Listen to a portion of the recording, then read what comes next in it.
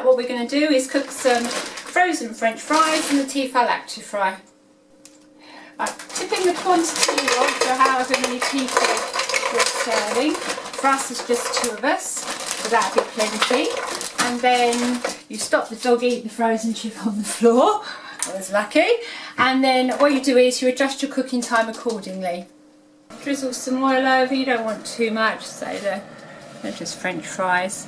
And when I say adjust your cooking time, if you've got twice as many as that in there, you're going to need to give it a bit longer. You probably need to give it about 30 to 35 minutes.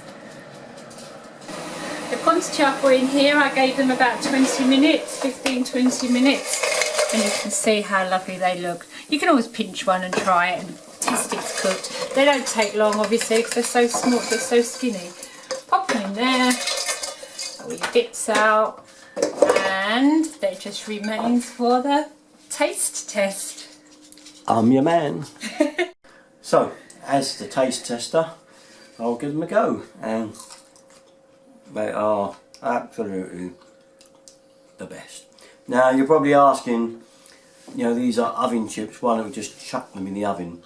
Well, I can tell you that if you do that, they will not be anywhere near the taste of these done in a Tefal Actifry. And that's because as well we just put a tiny bit of oil in there, so it's not got a ton of oil or anything like that. You're not cooking it in fat in a deep fat fryer or anything like that, but what it does do, it just seems to bring the taste out in these types of things. These chips are brilliant. Okay, that's all out. I'm going to carry on eating my chips and catch you on the next video. Dirt and 33, you know where to go. Bye bye.